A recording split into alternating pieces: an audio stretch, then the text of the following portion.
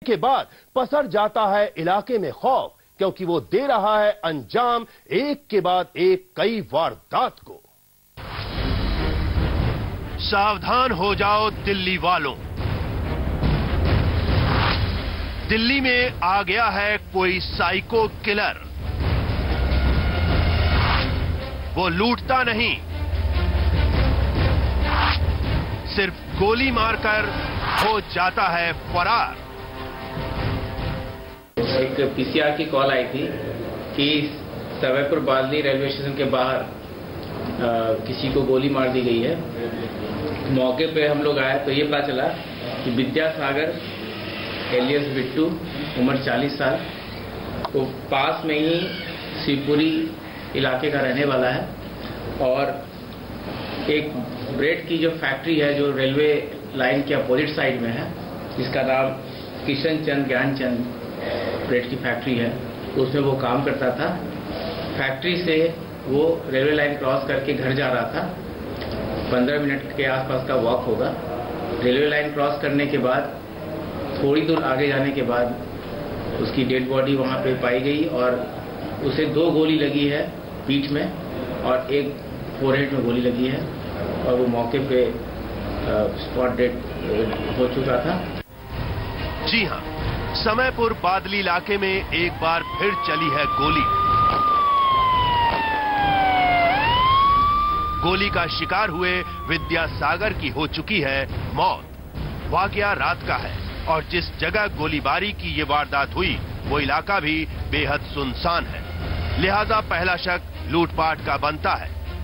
लेकिन हैरानी की बात यह है कि एक बार फिर हमलावर ने नहीं की थी किसी तरह की लूटपाट की कोशिश। ये हम नहीं कह रहे, ये कहना है मौकाए वारदात का मुआयना करने आए डीसीपी साहब का।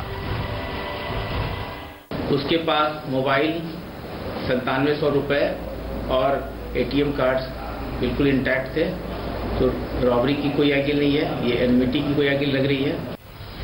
अब हम आपको बता दें कि 15 दिनों के अंदर ठीक उसी जगह पर हुई गोलीबारी की ये दूसरी वारदात है। बादली रेलवे स्टेशन के पास वाली इस जगह पर एक शख्स को गोली मार दी गई थी। मृतक विद्यासागर समयपुर बादली की एक फैक्ट्री में सीनियर सुपरवाइजर का काम करता है और रोज की तरह फैक्ट्री से पैदल ही आ रहा था। घर वालों को भी हमलावर का कोई अंदाजा नहीं है। ये रात में आ रहे थे, आते वक्त जी पता नहीं रंजिश भी हमारे से किसी की है नहीं जी, हमने ऐसा कोई काम ही नहीं कर रखा जैसे कोई रंजिश है। अब आए हैं तो रात में पुलिस गई है घर पे, तो हमारे को उठाया। जब हम आए तो देखा हमारा भाई कहने में डेथ हुई है। 3 गोलियां बता रहे हैं पुलिस वाले लगी है। विद्यासागर को 3 गोलियां मारी गई हैं। 2 गोली पीठ में मारी गई है जबकि 1 गोली सिर में लगी है।